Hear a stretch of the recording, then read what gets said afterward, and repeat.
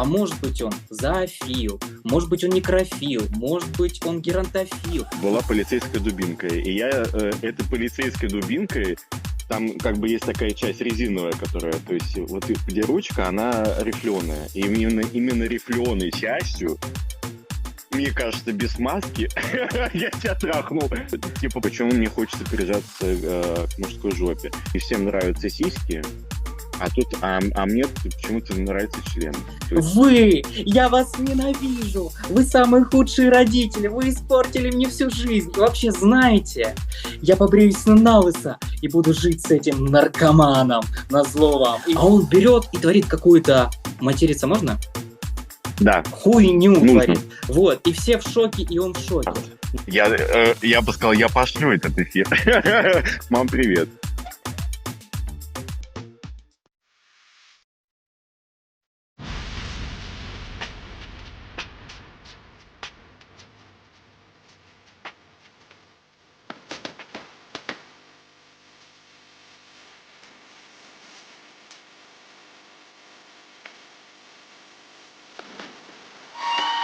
Всем привет!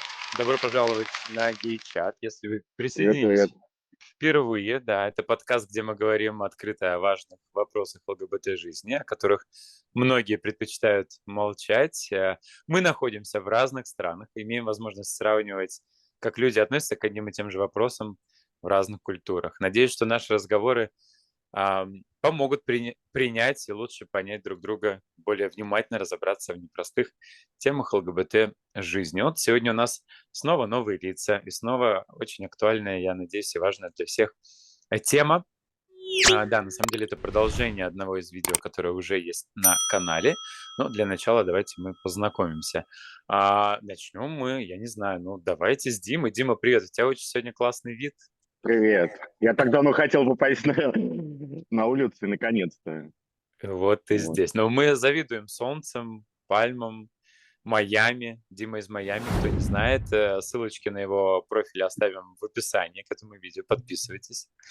Да, Ставьте Инстаграм. лайки, не забывайте.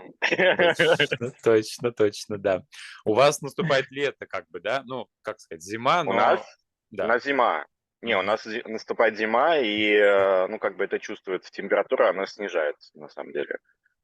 Так что я очень плачу. Я теперь не могу купаться в воде, потому что для меня она теперь холодная.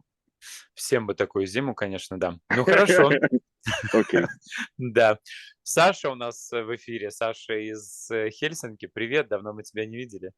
Да, всем привет, рад видеть вас снова. Надеюсь, мы сегодня обсудим актуальные темы, которые очень такие трепещущие, наверное. Это точно, да. Я рад тебя видеть. Спасибо, что ты подключился. Надеюсь, у тебя есть что будет рассказать по теме камин-аута. Ну и сегодня с нами Сергей из Казахстана. Сергей, ты первый раз. Привет. Я тоже, кстати, родом из Казахстана. О, да? Ну, Да, но ты в Хельсинки, а да. вот Сергей в Казахстане. Привет, привет. Я Так. увидел какие-то ролики твои на YouTube. Там написано, что ты сексолог. Очень интересно, у меня никогда не было опыта общения с сексологом. Расскажи немножко о себе. Меня зовут Сергей, я когнитивно-поведенческий психолог и сексолог-консультант. Веду одноименный YouTube-канал. Рассказать тебе про то, что такое сексология. Ну, да. чем занимаешься ты? Как ты помогаешь да. людям? В чем? Так, с чем к тебе обращаться? Ну, в основном я провожу психологическую психотерапию, а сексология– это скорее такая дополнительная квалификация, которая позволяет мне обсуждать с людьми тему секса. Вот. Ну, что такое психолог, лично я знаю. У меня психологи есть, и были в моей жизни, и опыт есть. А вот сексология, это в какой момент мне нужно тебе написать и сказать, что я хочу с тобой пообщаться? На самом деле здесь нет ничего волшебного по вопросам секса и трудностям в нем. Не знаю. Вы знаете, Сергей вот испытывая такую трудность, что-то не стоит. Вот как-то вот встречаюсь с парнями, но не получается. Или у меня такие странные сексуальные фантазии. В Мгм. общем, это любые проблемы в области секса. Сексолог здесь является таким промежуточным звеном. Он либо понимает, что проблемы в сексе психологические, и тогда нужна психотерапия, или они уже такого физиологического характера, и он перенаправляет уже к врачу. То есть это промежуточное звено. Заинтриговал. Ну, мы оставим твои контакты, Сергей, Да. в описании к этому видео. Пусть к тебе люди обращаются, да, и смотрят в том числе и твой YouTube-канал. Да, ну что ж, а, как я и обещал, кстати, продолжение темы камин-аут родителям. Вот, у нас уже вышло видео на YouTube-канале. Если не видели, посмотрите. Да, с другими участниками. Но тема действительно обширная, объемная. Несмотря на то, что я ее обходил долго, все-таки мы все равно к ней пришли. И спасибо вам большое, что вы откликнулись. Вот, пообщаться на эту тему. Да, ну, не знаю. Я так понимаю, что вы все делали камин-аут своим родителям, правильно? Каждый из вас. Я да. Я 50/50. 50/50. Маме да, папе нет или как? Папе нет, да. Мгм, ясно. То есть теперь твоя мама молчит как партизан, да? Но Раньше ты эту тайну хранил. они в разводе, поэтому. Ну ладно, понятно, ясно. Саш, у тебя как? Но у меня в какой-то момент мама просто мне сказала, я так поняла, у нас с девочками никак. И я говорю, ну да, О, ну все как, понятно. как Как мило. мило. А Конечно. потому что на тот момент не было мобильных телефонов еще, и были просто, ну, городской телефон. И мне постоянно звонили парни. Но она же тоже не идиотка, как бы понимает, там постоянно, а Сашу можно, а Сашу можно. Ну, как Слушайте, а бы, можно мне тоже поставить дома вот такой городской телефон, и чтобы туда звонили парни? Это вообще классно. Я даже не Но представляю, он как у тебя должен быть красный тогда. естественно, с такой большой мигающей кнопкой. Такой туфлей. Да, а сколько тебе было лет, Саш, когда мама тебе это сказала? Так, ну это получается, я еще жил с родителями, и это мне было лет, наверное, 20, где-то 20, наверное, где-то лет мне было. Слушай, ну классно, что ну достаточно рано. Это во-первых, а во-вторых, сами родители тебе помогли сделать камин-аут. Ну, в какой-то степени да, но все равно для них эта тема очень болезненная, и, как правило, мы, ну, не обсуждаем какие-то моменты. Но это произошло, и это уже, До наверное, сих пор. плюс. До сих пор? До сих пор, да, спустя, там, грубо говоря, 15 лет, как Ага. бы мы ничего не Мгм. обсуждаем. Ну, я тоже не обсуждаю эту тему, но сам факт, вот как бы это произошло, тебе или им от этого стало как-то проще друг с другом коммуницировать, ушли какие-то ненужные вопросы там про девочек, что-то еще. Ну да, ушли, наверное, ненужные вопросы, и теперь даже, когда я приезжаю домой, у меня родители живут в Казахстане, и вообще нет какой-то темы, там, а с кем ты встречаешься, там, а хочешь ли ты детей, как Но вообще. я помню, по прошлым выпускам ты говорил, что ты бы хотел периодически, да, общаться со своими родителями на эту тему. По-прежнему хочешь или уже нет? Ну, я бы, конечно, хотел поделиться, сказать, там, да, ой, мама, смотри, там, вот я с парнем познакомился, там, да, вот, как Мгм. бы, у меня такие-то чувства. Но я понимаю, что если бы, допустим, у меня не было папы, было бы с мамой проще. А так как у меня папа, он такой человек очень своенравных нравов таких, Мгм. да, который всю жизнь был там на руководящих постах на крупных комбинатах, там коммунистическая партия, там в свое время, и все в таком духе. И, конечно, для него это очень ну, такая болезненная тема. Тем более я единственный ребенок в семье, Мгм. и, конечно, для них это ну, как бы сложно до сих пор, потому что все равно они живут, наверное, в каких-то своих иллюзиях, и для них все равно мнение общества – это важный элемент, потому что они живут в небольшом городе, Мгм. и, конечно, как бы для них важно, что там подумается какая-нибудь соседка, тетя Люся, нежели чтобы их сын был счастлив, к примеру. Мама очень переживала на эту тему, потому что, ну, я уже жил здесь, она знала, что я гей на тот момент, вот, и где-то там, короче, на работе узнали, короче, у меня были друзья в гостях, приехали, показывали видео, фотки, там, что-то такое, и они, короче, узнали, что, типа, я гей. И вот дошли слухи на работе, и мама, конечно, переживала на эту тему Ну тоже. и что? И что? Ну переживала, дошли слухи, и что? Но я маме говорю, мам, ну и что? Ну, как бы у нас с мамой другие отношения, поэтому Нет, ну так и я ей, правда, ну я так ей и все что? рассказываю. Ничего же не Ну так и что? случилось. Не, ну это то, что как раз-таки как бы статус, что подумают люди о том, что у меня сын гей, понимаешь? То Ну, есть они подумали и... и все.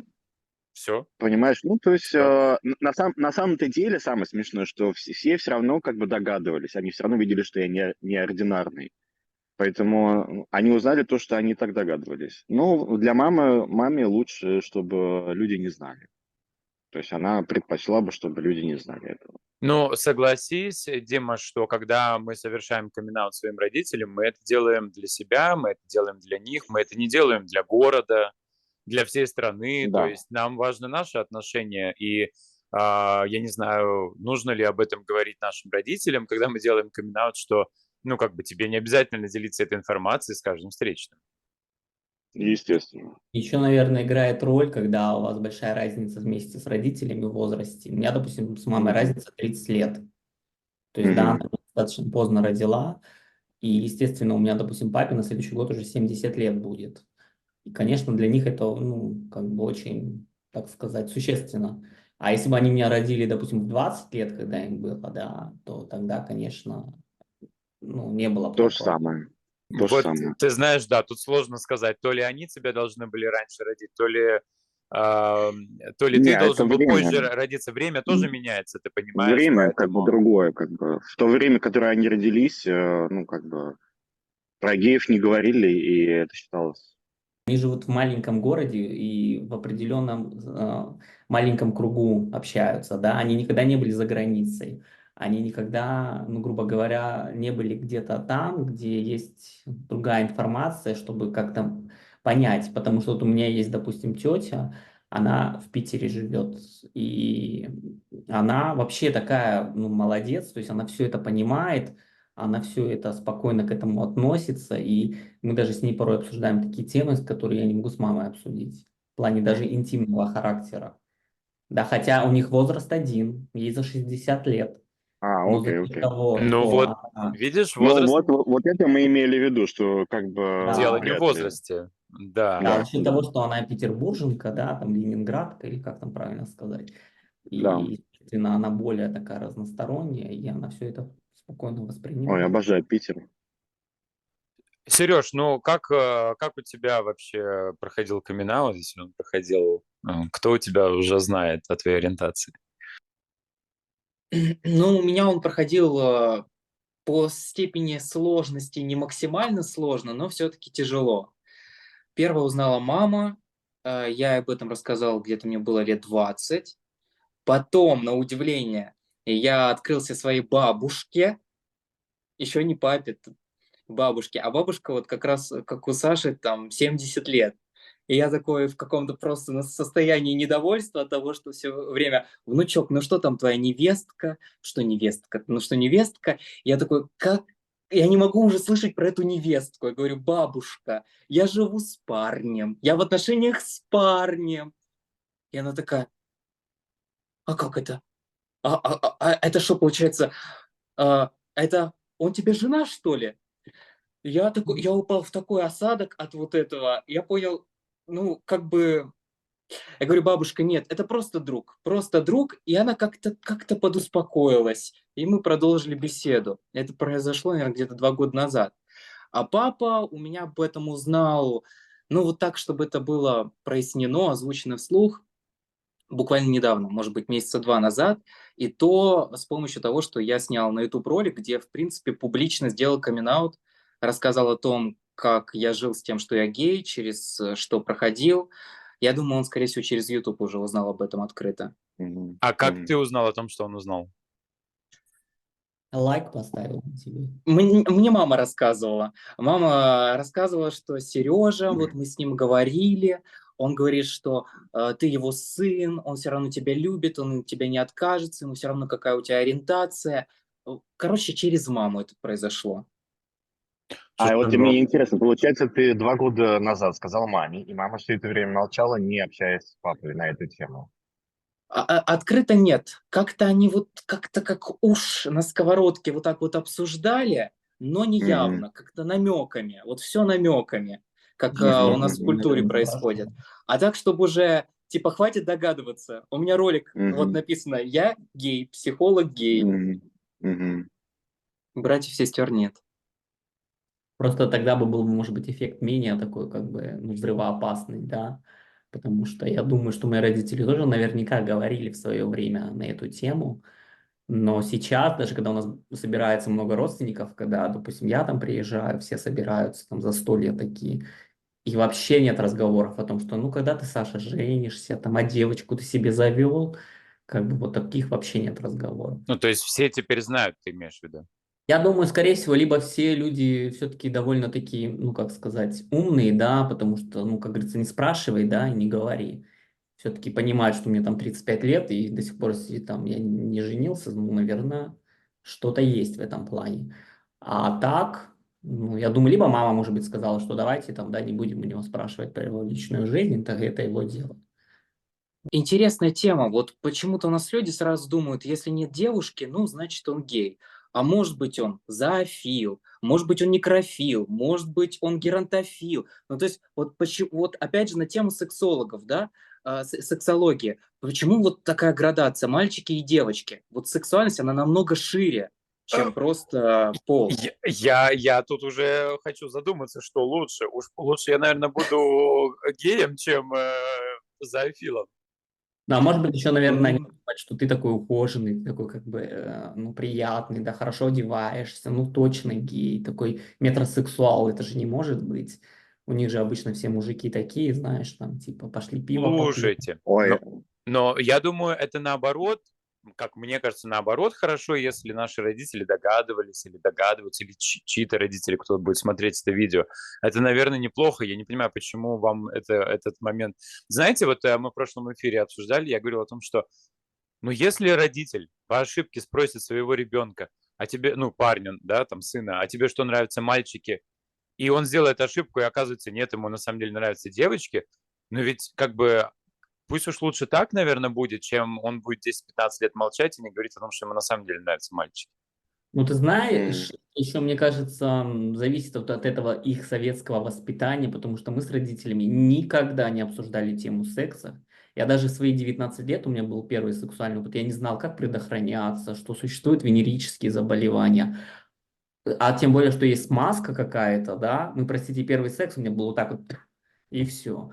Да, так что это вообще для них, мне кажется, такая тема, они сквозь землю готовы провалиться в этом плане. Что уж говорить, там спросить, а у тебя там парень или девушка? Мне кажется, это... но сейчас смотри, мы все равно, как ни крути, говорим уже про новые поколения все-таки. Тех людей. Это мы сейчас рассказываем свой опыт уже наш, взрослый. А сейчас, если уже говорить про тех, у кого дети сейчас растут, понимаешь, вот им-то как раз-таки они уже знают, что такое смазка и так далее. То есть, Ну, это сейчас, я думаю, что конечно, интернет так развит. все-таки очень важно, да. У нас не было интернета, я изучал, у мамы доставал какие-то эти журналы, кстати, были. У нас интернет был Вот. 500 килобит в секунду. Пока там компьютер загрузится Не, с парнем, ты у уже меня даже успеешь не было подрочить. интернета. Ребят, это вообще Да. очень здорово, что вы задаетесь вопросами смазки и для чего она нужна. А вот мои казахские друзья, им где-то по 20 лет, а я им говорю, а какую смазку вы используете? Они такие, смазка? Да мы всегда как-то на слюне, и нормально. И я на них смотрю, и я не верю вообще в эту часть реальности. Э, Ну, чтобы вы понимали, 20-летние люди занимаются сексом на слюне, и у них все получается. А я не могу даже представить, как это. Слушайте, ну у меня тоже Я бы получается, но я по бы сказать, я другим... регулярно занимаюсь сексом на слюне. Дима, мы что, одновременно с тобой вместе этим занимаемся? Я не понимаю, Да, да, но я, как Смотря бы... сколько у я тебя просто... слюны. Не, раньше у меня был, конечно, шок, я приходил, типа, домой, я говорю, представляешь, как бы слюной, ну, то есть без маски.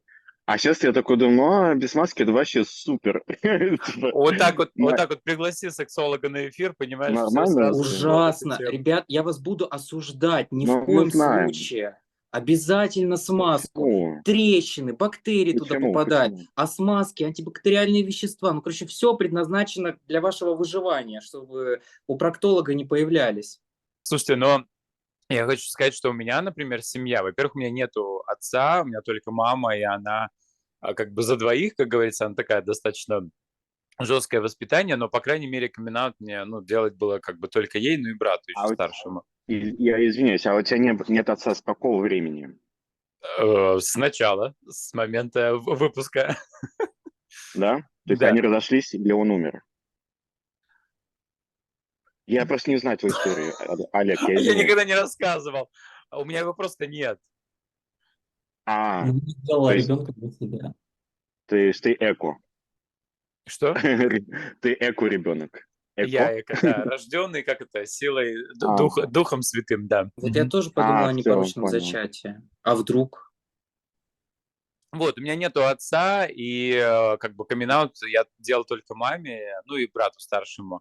Вот, но у меня, например, семья настолько асексуальная, ну, мое воспитание, наше воспитание, что даже когда то есть, мне кажется, это тоже сыграло как бы в плюс, когда я сказал маме о том, что я гей, она настолько никак вообще не отреагировала, просто вообще никак, что на самом деле я бы, наверное, всем такого камин-аута пожелал. Вот. Пусть лучше так, Мгм. чем какие-то слезы, драмы, вопросы, неприятие или что-то такое. Поэтому да, вот эта сексуальность, она, наверное, во многих семьях присутствовала, так сказать, нашего поколения, да. Вот. Олег, а можно вопрос? А ты готовился к этому? Как вообще это? Почему ты сказал? Я проходил тренинг личностного роста, вот, и очень такой глубокий, насыщенный, очень много он поменял в моей жизни. И там была одна из тем, это тема отношений. Вот, и там, не знаю, на тренинге, не знаю, там было 100 человек, потом еще 50. Ну, в общем, было очень много людей. И весь тренинг говорили о том, что об отношениях между мужчиной и женщиной. У меня в голове не укладывается. То есть вроде бы ты должен быть и как бы на этом тренинге там открытым и искренне говорить все, что у тебя есть, а в то же время вот это. И я помню, как я на перерыве между там этими сессиями, значит, всем этим участникам заявил о том, что я гей. Вот, мне было это крайне непросто, я что-то там плакал и все такое. Ну вот я и сказал, хотя, в принципе, эти люди были мне незнакомы. И уже после этого я принял решение, что мне нужно поехать в мой город, где я родился, к маме, и, значит, ей об этом сказать. Вот. Ну, приехал, сказал маме и Мгм. брату, да. Мгм. А раздельно маме и брату? Вот то, что ты говоришь маме и брату. Ну, Это это, может быть, раздельно было было? там, да, может быть, в разные дни, типа сегодня-завтра, как-то вот так вот, буквально Мгм. в один приезд. А как брат отреагировал? Ты знаешь, брат достаточно спокойный, у нас всего 5 лет разница, у него был один вопрос там про девочку, с которой я постоянно тусовался и дружил, он думал, что мы в отношениях, я говорю, да нет, она просто моя подруга, вот, вводил, так сказать, я людей в заблуждение. Ты знаешь, мне кажется, привет брату, мне кажется, что у моего брата есть какие-то такие немножко бисексуальные желания, так скажем, вот, поэтому, ну, он абсолютно легко как-то к этой информации отнесся, да. Мне кажется, это самый сложный момент, Как и мама. говоришь, там, нам надо поговорить. Вот это решиться на этот разговор. Когда вот ты ходишь вокруг да около, блин, вот надо, вот все, сейчас скажу. Но нужно, с одной стороны, наверное, нужно, ну, было бы неплохо, если было какое-то потрясение такое эмоциональное, когда тебе это надо, потому что если нет, то, в принципе, откладываешь этот разговор на долгие годы.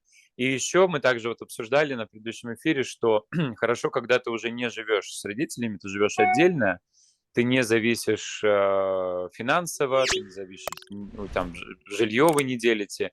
Вот в вашем случае, я так понимаю, вы как раз все отдельно, да, уже жили? Я Саш, ты отдельно. Дима, Нет, я не отдельно живу. ты жил прям с А, родителями, да? да, он же сказал, что он с родителями жил еще тогда, точно. Мгм. И потом я при первой же возможности уехал в Новосибирск жить. Мгм. Сбежал. Ага. Сергей, у Ну, тебя как было? А, Когда я признался маме, мы с ней жили вместе, и у меня как раз вот та ситуация была, что почему я долго очень молчал. Я думал, если я скажу об этом, меня выгонят из дома. А мне очень хотелось получить образование, доучиться в вузе, в школе, и мне приходилось молчать. Но вот с мамой мы на одной из прогулок в какой-то момент я просто уже не выдержал от наплыва эмоций, и мою плотину прорвало.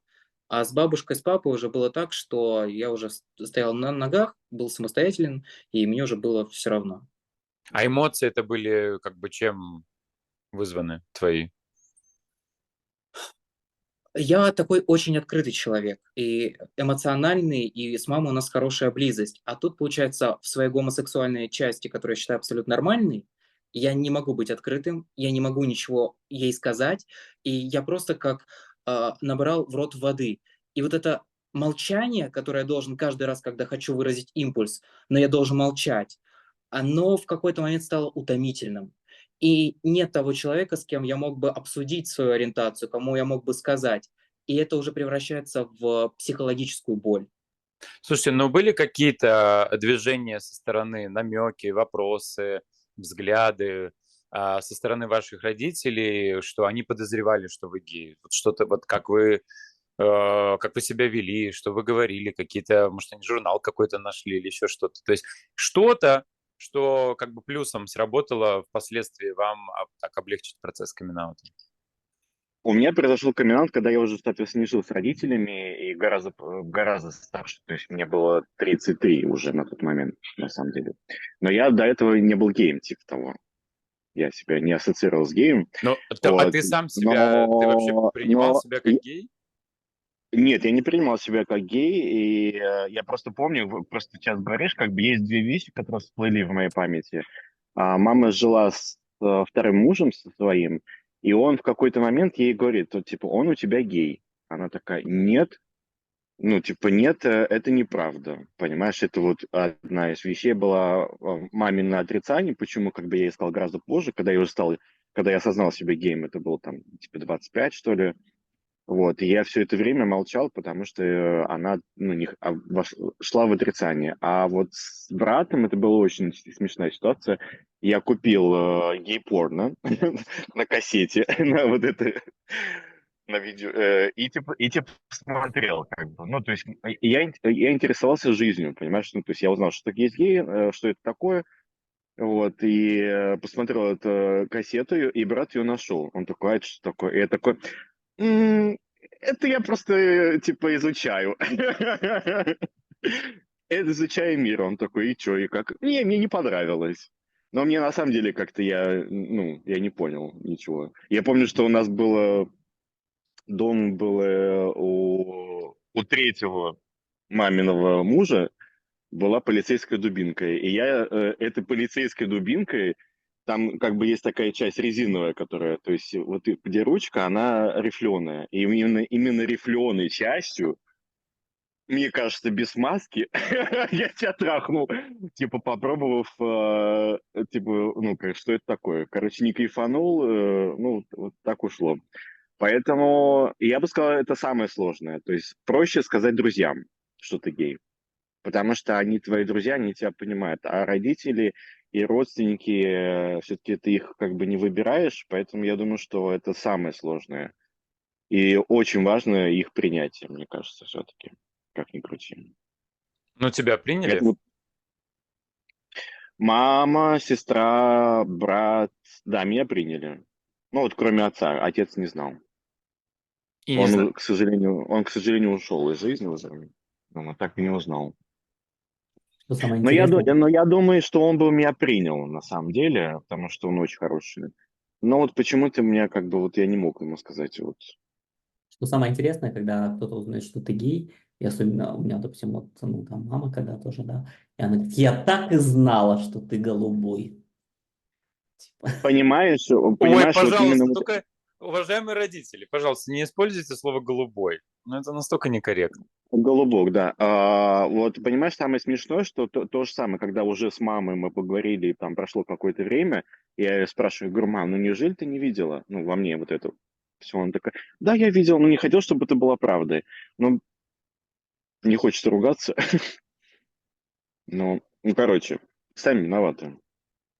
А в На чем самом деле, мама виновата? Что ей надо было я, сделать? Вот давай сейчас, что бы ты сказал своей маме, как бы в прошлое, в тогда, на там сколько, 15 лет назад, чтобы не ждать тебе эти 8 лет, да, чтобы все-таки решиться. ну, понимаешь, как бы, если бы у нас изначально как бы был вот этот разговор про секс, смазку, там, половые болезни и так далее, там, про оральный минет и всякие вот эти вещи, то, наверное, я бы сказал, подошел к маме, говорю, мам, вот я не могу понять, что происходит со мной, а, почему я смотрю на пакет у мужчин, понимаешь, то есть на пах, то есть почему меня это интересует. почему мне хочется прижаться к мужской жопе. То есть если бы у меня как бы были вот с ней вот эти отношения, мы бы просто хотя бы поговорили на тему, что меня это интересует. Не то, что я там уже узнал, что я гей. Я еще тогда не знал, я просто не понимал, что со мной происходит. То есть почему так? Потому что весь обычный мир живет. Это в те времена, мы же говорим про те времена, когда у нас не было интернета, телефонов и так далее. То есть весь мир живет обычной жизнью, и всем нравятся сиськи, а мне тут почему-то нравится член. То есть вот если бы она была ко мне ближе вот именно с этой точки зрения, мне было бы проще, Но потому что она взрослая. ты был готов сам к этому разговору в 25, в 15 или в 20 лет? Тебе сколько было? Ты По твоим имеешь в виду ощущениям. про то, что... Ну, вот знаешь, вот как бы интересная как бы тема, вот ты вот когда рассказывал про личностный рост, у меня тоже был один интересный курс, и там было как бы типа посвящение определенное, и они рассказывали о том, что когда кастрюлю моешь от молока, ее нужно несколько раз прополоскать. Соответственно, процесс повторялся несколько раз, и мы дошли до процесса, где тебе нужно было рассказать про свои сексуальные фантазии, и ты должен был их рассказать. Ну, то есть ты должен был быть честен с этими людьми незнакомыми, во-первых, а во-вторых, как бы честен сам перед собой, и вот я вот так выдавливал из себя вот эту фразу, что у меня еще тогда не было секса, ну, как бы с мужчинами, что вот именно я хочу как бы прижаться к жопе, знаешь, я хочу вот так ее обнять, там, понимаешь, что... То есть у меня были такие вот такие фантазии, и у нас причем как бы мы были поделены, у нас были одни мужчины в моем кругу, то есть мы между мужчинами обсуждали эти темы. Это было просто какой-то, ну, это была катастрофа. Но, М, наверное, как бы это сработало, потому что там мальчик один то же самое, ну, как бы он тоже признался в каких-то определенных своих фантазиях. Я думаю, какой ты молодец в плане того, что я загордился, что он тоже это рассказал. Ой, У него было еще было более развратные фантазии, чем у меня. Мы уже Там, все захотели на этот тренинг Если бы потом никуда не пошли с этим мальчиком. прижаться нет, к нет, друг нет, нет, другу. нет. Сереж, Как нет? расскажи, были у тебя какие-то, ты что-то сказал про творчество, были ли у тебя какие-то намеки, по которым родители поняли, понимали, что-то тебе говорили, и, может быть, они тебе чем-то помогли, а, так сказать, совершить камин-аут? Ничем не помогли, спасибо за вопрос. Нет, такого не было. Мне кажется, ну, я сплошной один намек. Намеков было куча, начиная с самого детства, когда почему-то вдруг мне нравится играть в куклы, а не в эти машинки. Я такой, как могут нравиться вообще машинки? Один лишь был такой разговор, я уже учился в институте, и что то мне папа говорит: "Сережа, вот скажи мне только честно, ты гей?" А я уже в этот момент себе в голове прокручиваю: так, останусь на улице, уже пора, упаковывать чемодан. Я говорю: "Папа, нет, я не гей". Но, по-моему, там только слепой не увидит, что я гей. Когда я какую-то кофточку блестящую приношу домой, и мне говорят: "Ой, так это только там типа, что-то женское, женщины носят". Я такой: "Ну, не знаю, не знаю, мне вот для сцены подойдет". Ну, в общем, как-то так. Прикольно. Это так Но мило. видишь, я на сцене тоже провел все время, может, поэтому тоже было им проще. И я тоже на сцене, да, с Как самого детства. здорово. Как вы думаете, почему вообще родители, кто сказал, что вот мама, я так и знала, но, значит, Мгм, но не хотела верить в то, что это правда. Почему они так боятся мгм. этого? Почему родители э, не хотят в это верить? Мне кажется, это все установки общества, да. Просто они хотят быть как все. То есть, а когда ты отличаешься от других людей, да, то это, естественно, пугает. И это в какой-то степени накладывает ну, неопределенность, да, потому что они же тоже переживают, они понимают, что это в обществе не принимается. Как он будет с этим жить? Будет ли у него кто-то? Будет ли у него вторая половинка? Он же будет всегда одиноким, то есть мы не вечны, да, то есть они тоже это понимают. И понятно, что они как бы переживают в этом плане, и никак тебе помочь не могут в том плане, что ну а с кем они тебя познакомят? Потому что это такая тема все равно табуированная до сих пор. И когда ты отличаешься от основной массы людей, то, естественно. Лучше, ну, не думать, наверное, думать, что он обычный, такой, как все. Слушай, ну вот когда ты так говоришь по пунктам, на самом деле кажется все очень легко, и кажется, что на любой из этих вопросов есть ответы и по поводу второй половинки и всего остального. Ну, Но на да, самом деле как бы интересная мысль, то, что он сказал, как бы вот все-таки, как бы я сейчас просто задумался. То есть ты знаешь, ну, то есть чувствуешь, что это так и есть, но такой, нет, нет, это не может быть, я лучше не буду думать, а то, ну, короче, Вот ты это, представь, да, да, ты понимаешь, где... я просто, да, мне сложно вообще понять, что в головах и они, мам. наверное, еще думают, что если бы у него была какая-нибудь девушка, он жил бы как все, у него было бы все Да, как у всех, и ему бы не было да, бы так да, сложно, как да. когда он гей. Вот А это можете правда. психолога спросить, что он думает на эту тему? Очень интересно все-таки. Я вот очень хочу ответить, я просто боюсь, как не завязнуть и не занудить Ну, вот давай, этой своей научной частью. По пунктам, По- Коротенько. без воды. Давайте попробуем. Но я на всякий пам-пам-пам. случай предупрежу, кто будет смотреть эфир, я сегодня стараюсь быть больше в человеческой модели, я с себя маску психолога снимаю. Потому Ну, что если вдруг прекрасно. будут какие-то комментарии, что психолог себе позволяет, я не психолог, я человек, я сейчас не у себя в кабинете. Мгм. Если с точки зрения сексологии вообще рассматривать этот вопрос на территории России, я бы это назвал таким словом, как сексуальная незрелость. Вот неспособность понимать свои сексуальные фантазии, обыгрывать их с партнером, удовлетворять– это вообще критерий незрелости личности. И получается так, что у нас культура страны, она в целом инфантильна, и она выращивает таких же инфантильных людей. С проблемой сексуальности не только сталкиваются геи, но вообще любой человек, который не занимается в миссионерской позе с женщиной под одеялом. Например, как было принято в XVIII веке, да, где-то свечку держа. И один раз за всю жизнь, потому что того требует религия. Вот сейчас на территории России происходит подобная история. Сексуальность– это вообще табуированная тема. Ничего нельзя об этом говорить. И, соответственно, ну, там есть еще определенные инструменты управления обществом, когда это выгодно, где политика в это подмешивается. И вот тут я плавно перехожу ко второму пункту, это телевизор в голове. То есть, когда на протяжении каждого дня по Первому каналу смеются над геями, говорят, геи это фу-фу-фу, что вот все проблемы в стране из-за геев. И вот этот человек, который смотрит телевизор советский, у него единственный копинг, как справиться со стрессом после трудового дня. Включить телевизор, Соловьева, еще кого-нибудь. Понятное дело, они смотрят телек, чтобы расслабиться, потому что по-другому не знают, как снимать напряжение. Ну, еще там пивас идет вместе с этим. И все, и он просто слушает, слушает, слушает, это тоже что-то говорит, говорит, говорит. И у него формируется вот эта детская система представлений и ценностей.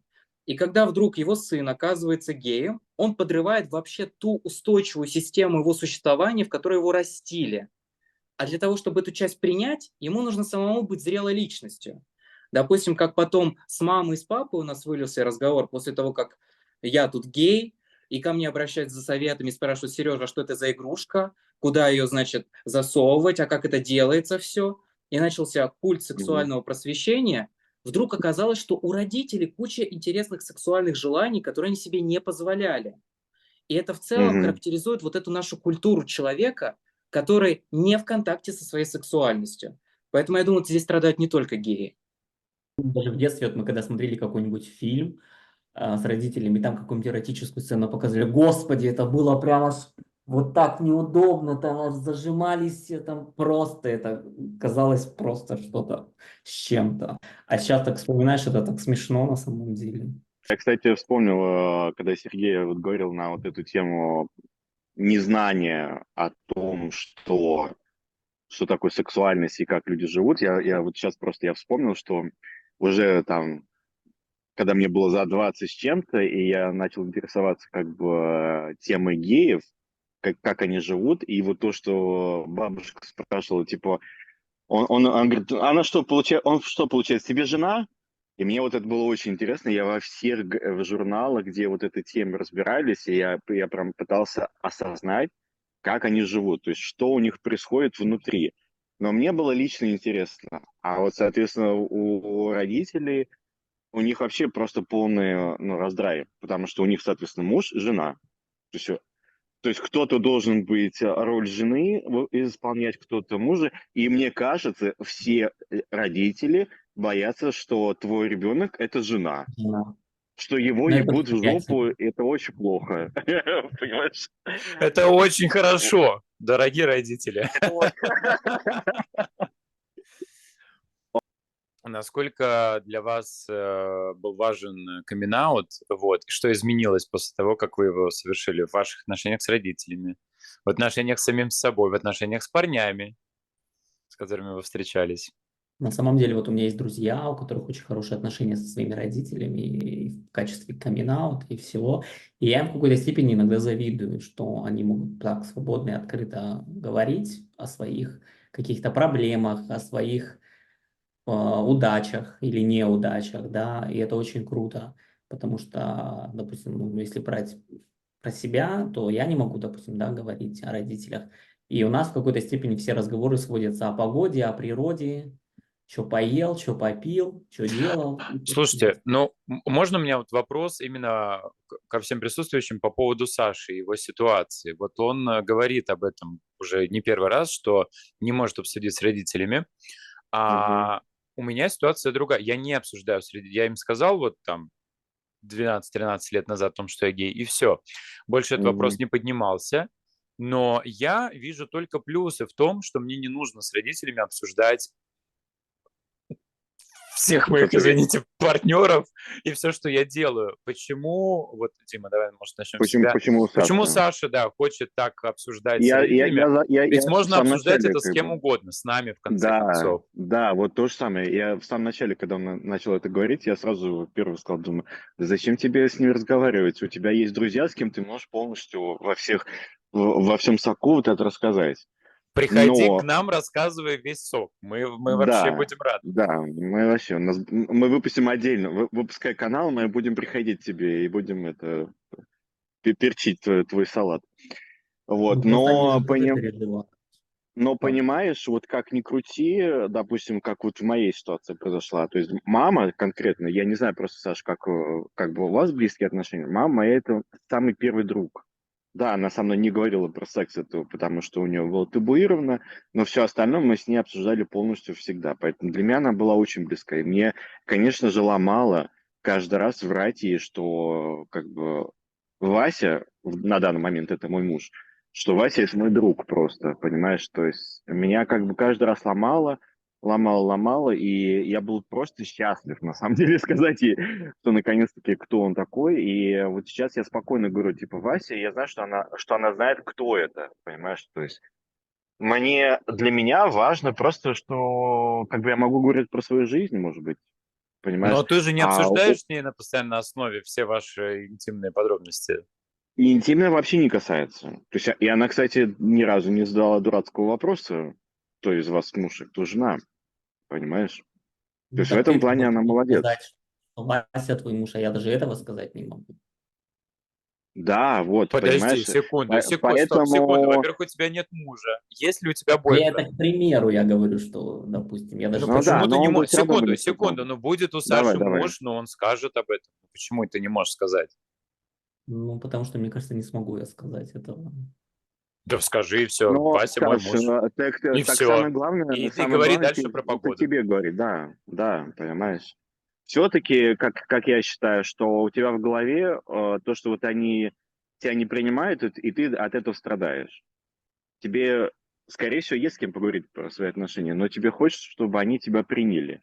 Они тебя не Ты- принимают. Тебе почему-то хочется Ну, поговорить именно с ними, хотя мы вот уже ой, здесь, сейчас, секундочку, говорим о том, да, да. что наши родители крайне некомпетентны ни в вопросах отношений, ни в вопросах секса, сексуальности, ни уж тем более в вопросах гомосексуальных отношений и секса. Да. Это то же самое тот модем, который там 500 мегабайт закачивал в минуту, а у тебя 1 терабайт в секунду скачивается. Саш, ты Вы мне говорите на разных звони, языках. мы с тобой вообще перетрем так, у тебя будут лучшие выходные, понимаешь?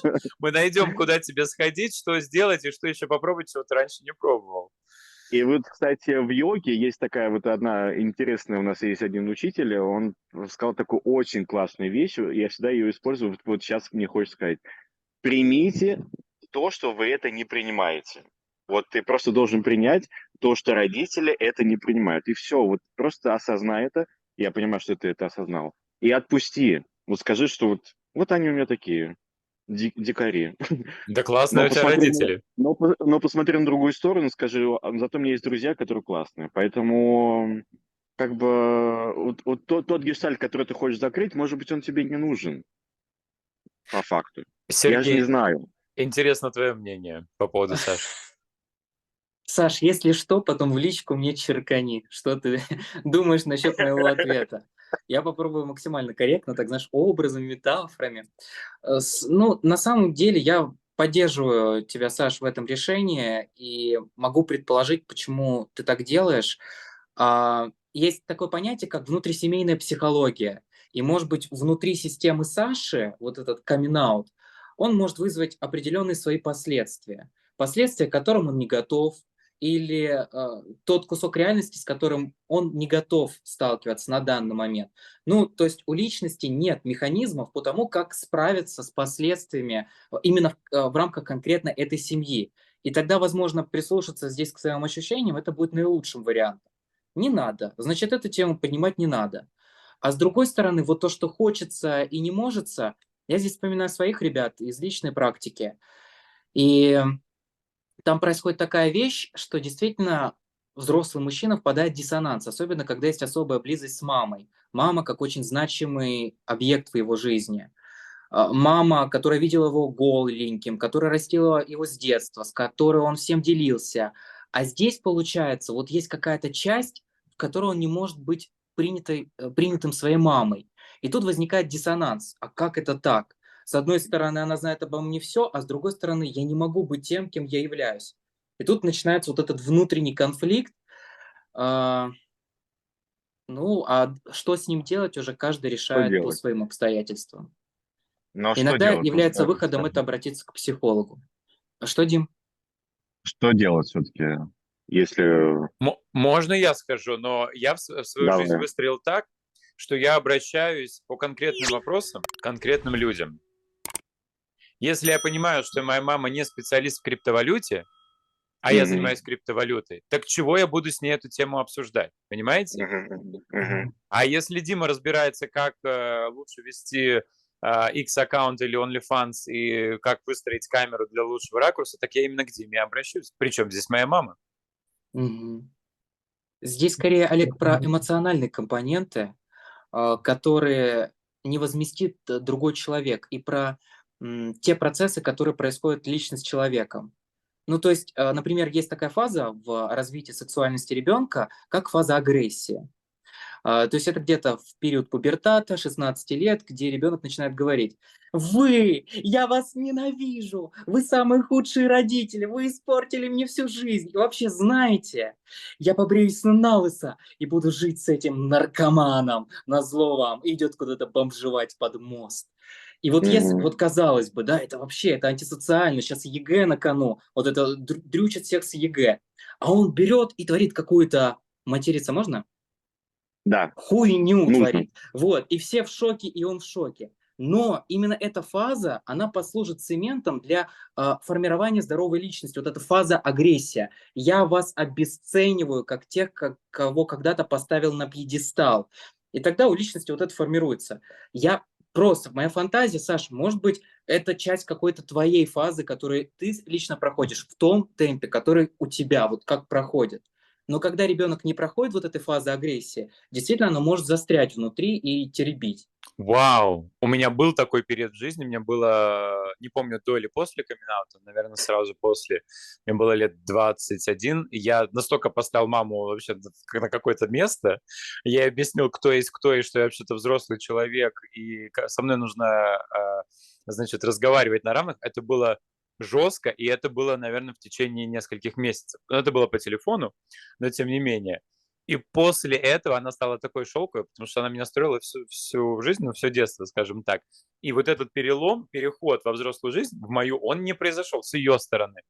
А я уже и жил самостоятельно, и работал, и учился, и вообще как бы уже много лет не зависел ни от нее, все, что она и хотела, собственно, много лет. Да, и с тех пор у нас отношения наладились. Вот. Ни к Олег, а чему ты не призываю. молодец. Олег, а можно спросить, вот сейчас вы когда созваниваетесь, она тебя спрашивает что-нибудь про твою личную жизнь? Ну, давай так, мы давно с ней не созваниваемся, это мой выбор. А когда мы созванивались, нет, она не спрашивала меня про личную жизнь. То есть вообще как бы ее не существует. А ты нормально к этому относишься, то, что вот она не задает тебе вопросы? Ну, потому что у моей мамы никогда не было ни мужа, ничего, то есть, понимаешь, да, я ее не вижу как Мгм. человеком, который компетентный в этом. То есть, наверное, я ей Окей. про отношения могу что-то рассказать, но мне это тоже зачем? Вернемся к вопросу, насколько важен для вас был Давай. камин-аут, да, и что изменилось в вашей жизни, давай, Сергей, с тебя начнем. Как ты начал по-другому себя чувствовать, на себя смотреть, твои отношения с родителями, с парнями? Мне очень был важен камин-аут. Я о нем мечтал с тех пор, как дрочить на гей-порно перестало для меня быть отвращением. А, и, ну, меня это мучило, и для меня это было важно. И я всегда завидовал тем парням, которые говорили: а я родителям сказал, что я гей, они легко восприняли, они меня поддержали. Я про себя в этот момент думал: ах ты сука, почему у тебя это есть, а у меня этого нет? Я тоже так хочу, а я не могу сказать. И для меня это было очень важно, и для меня вообще гомосексуальность является такой ценностью, за которую я борюсь, которой я помогаю в своей профессии и специально повышаю свои навыки. И поэтому из-за того, что для меня лично это было очень важно, я вот так вот как-то импульсивно не выдержал 10 лет молчания и маме признался. В России жил, мне было плохо, потому что это все время какие-то истории про девушку, ой, там что-то моя девушка. Я переехал в Казахстан, сделал, значит, камин-аут на Ютубе и вообще чувствую себя великолепно. Построил окружение, где всех гомофобов я сразу вытираю, не общаюсь. Все мои коллеги-психологи только ЛГБТ-френдли. Мой личный терапевт только ЛГБТ-френдли. То есть я устраиваю такое окружение. И в работе сейчас очень помогает, на удивление. Я работаю с гетеросексуальными девочками, у некоторых там есть муж, дети, некоторые просто встречаются с парнями. И чем это помогает мне в работе? Они вдруг говорят мне: Сергей, вы знаете, я испытываю к вам страстные чувства. Я вас очень люблю. Ну, нормально, у нас в работе случаются переносы. Там, вдруг я становлюсь родительской фигурой. Вот. И благодаря тому, что они знают, что я гей, они мне говорят следующую фразу: но я знаю, что вы гей, и у нас ничего не получится. Поэтому именно поэтому я выбрала именно вас, зная, что вы гей, и точно ничего не будет. Ну, короче, мне это помогает, у меня одни плюсы. Прикольно. Классно, Дима, а у тебя как изменилась жизнь в твои 33 года? Но я как бы никогда об этом не думал, кстати. Вообще как бы классный эфир, потому что как бы такая тема, которую, мне кажется, все пытаются избегать в своей жизни. Но я могу сказать, что, конечно же, когда ты признаешься этому миру того, что ты гей, как бы сам понимая, ну, это одно, а когда ты именно вот так вот говоришь, что да, как бы так оно и есть, у тебя падает, как говорится, камень с плечей, вот, соответственно, то есть совершенно другое как бы жизнь. И я могу сказать, что, допустим, даже здесь, вот живя как бы уже в Америке, я в России как бы стал геем там и так далее, не хотел скрывать о том, что я есть такой, но здесь это вообще просто пушка-бомба, понимаешь? Ты особенно, ну как бы, я парикмахер, если кто не знает там, и я, соответственно, там говорю, там, мой муж, там, и так далее, то есть, и раньше у меня как бы вот эта фраза была, типа я там в начале, когда я только переехал, я такой: мой муж.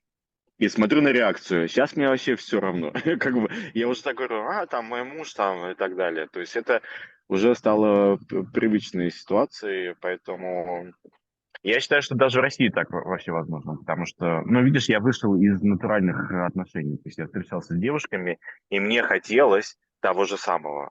То есть мне хотелось эм, как сказать, чтобы люди принимали, что я с кем-то встречаюсь. Неважно, мальчик это или девочка. Но, наверное, для всего общества. И вот сейчас как бы мне сложно понять, потому что я давно уже уехал из России, но говорят, что очень сложно на самом деле. Поэтому легко, конечно, так говорить, сидя вот на этом фоне и рассуждать, какова прекрасна жизнь. Но в любом случае, если уж заканчивать, то я могу сказать, что для себя лично, вот для внутреннего комфорта, сказать родителям, кто ты есть на самом деле, это очень важно, как ни крути. Пусть они даже тебя не принимают, но ты знаешь, что они знают, кто ты есть на самом деле. Почему нет? Кстати, я вспоминаю свой камин-аут, как я его сделал. Это было, ну, то есть я уехал из своего города, я жил уже в Санкт-Петербурге на тот момент, то есть как бы было вот постоянно как бы я передвигался. Вот, и когда, собственно, я приезжал, маме сообщал об этом, да, то есть я приехал на выходные и потом уехал обратно в Питер. И там же в Питере у меня, я рассказывал в предыдущем выпуске, что я пытался пробовать отношения с девочками, я почти год отрицал свою ориентацию, вот. Но интересный был момент, когда я переехал в Москву, меня так прорвало, просто чуть ли не в первые же, наверное, выходные я пошел в центральную станцию, познакомился с парнем, мы пошли в какой-то, значит, хостел или что-то такое, провели с ним бурные не ночь, а сутки. Вот. Мгм. Кстати, он сейчас переехал в США, живет в Лос-Анджелесе. Вот. Столько времени прошло. Вот. Вот для меня переезды, а переездов у меня было 3, получается, да, я менял города и страны. А, Переезды всегда помогали вот выйти на какой-то новый уровень, как-то вот ты как-то вот на новую территорию ты по-другому себя чувствуешь, то есть это вот такой вот инструмент, который Более свободно, более свободно. да, ты как будто И все, что было в прошлом, оставляешь там. А как вы думаете, как, родители ваши, ну, в вашей ситуации или, может быть, в будущем, кто будет смотреть это, да, как дети, так и родители, как они могут помочь сделать камин-аут, своим детям, да, максимально, так сказать, подстелить соломку, да, как-то облегчить этот процесс для всех участников этого процесса, вот, включая, может быть, родственников. Какие рекомендации, какие есть идеи, мысли на эту тему? у меня есть одна единственная мысль о том, что если ты осознаешь, что твой ребенок гей, то при просмотре каких-то фильмов, там, журналов и тому подобное, ты просто говоришь: ой, посмотри, какой красивый мальчик. Там, понимаешь, ну, Ой, как это ну, мило! да, но мне кажется, наоборот, как бы, ну, когда вот так тебе говорят, родители, причем, как бы, ну, какой Это красивый так мальчик. просто! Это так Да, просто! Это ни к чему не обязывает, да? да, Но да, по реакции своего ребенка ты, во-первых, и ему даешь возможность проявиться, и сам да, не получаешь больше информации. да, да. Мне кажется, Саша. сейчас родителям гораздо проще, наверное, помочь своему ребенку сделать камин-аут по той простой причине, что сейчас все-таки век технологий, век информации, где все можно найти, где все можно прочитать, узнать и как-то, ну, сделать этот камин-аут более таким легким, наверное, в какой-то степени. Потому что если брать 20 лет назад, такого не было.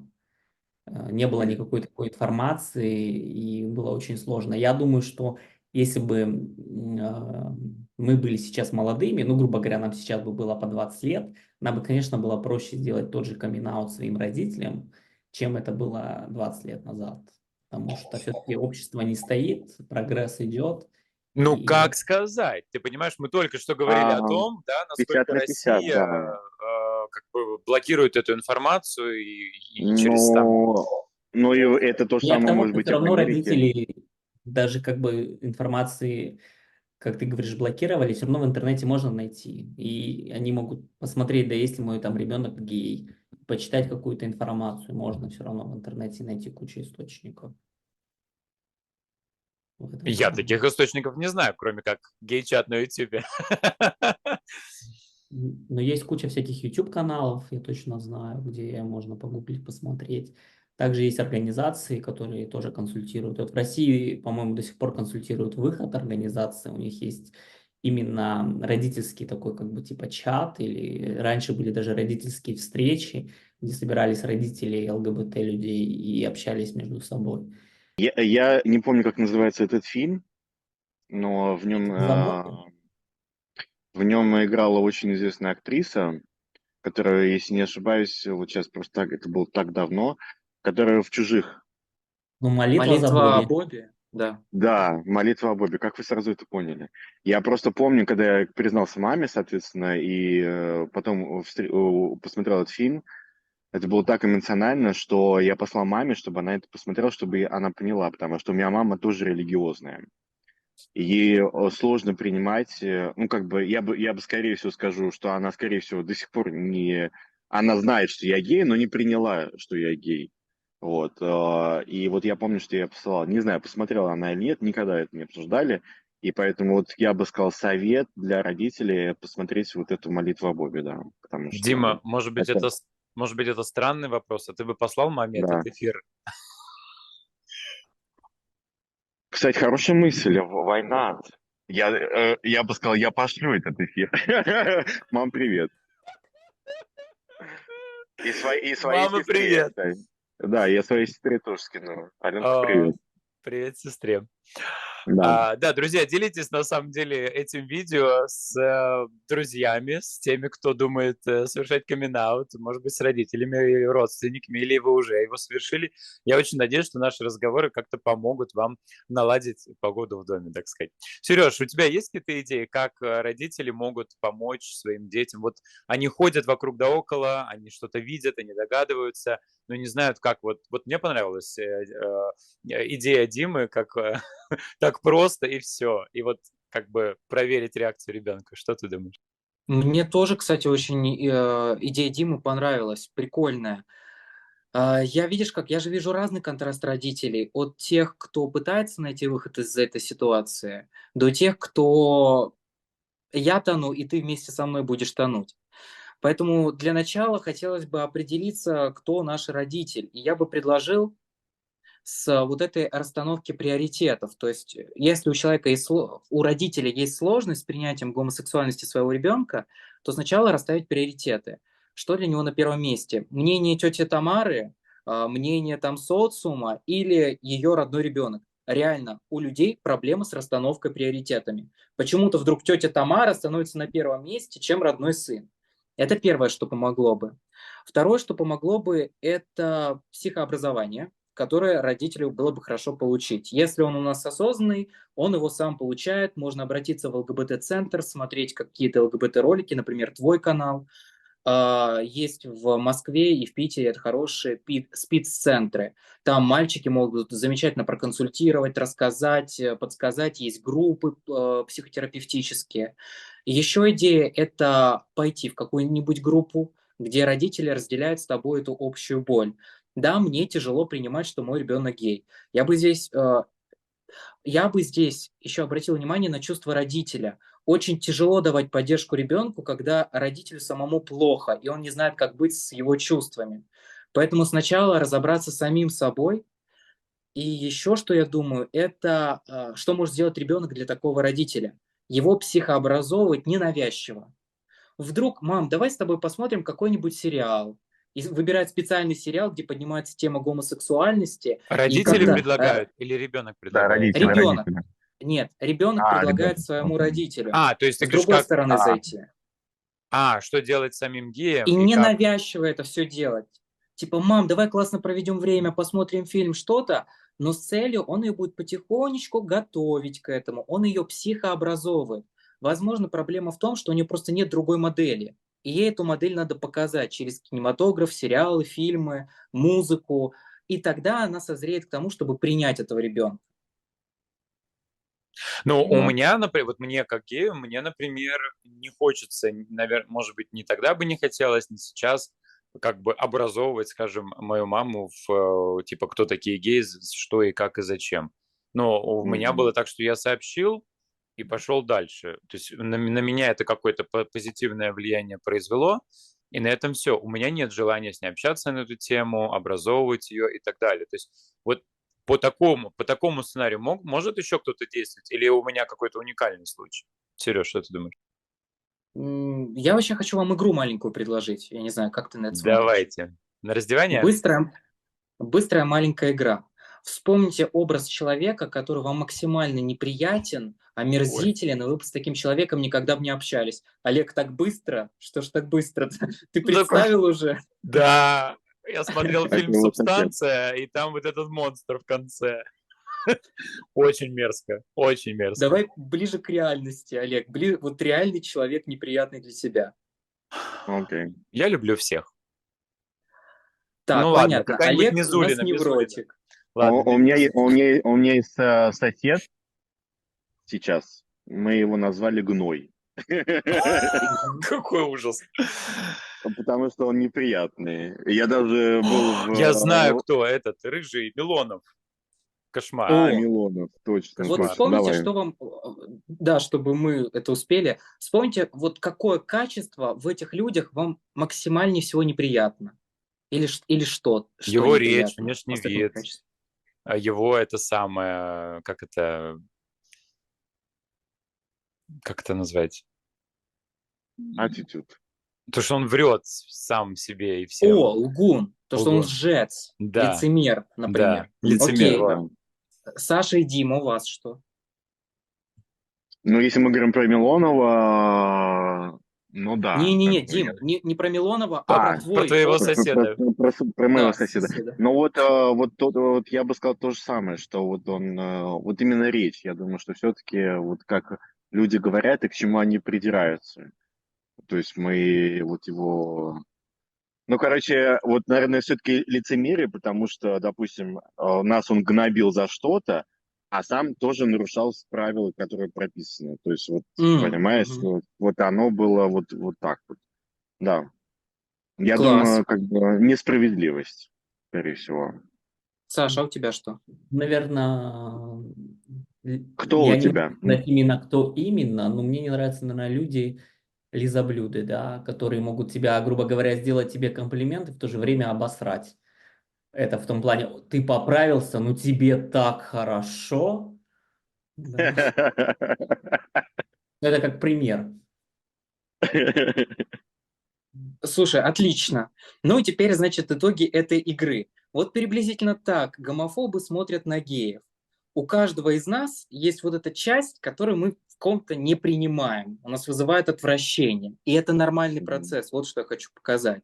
Мгм, И мгм. у вас тоже есть этот образ тех людей, кого вы не принимаете, кто вызывает у вас отвращение.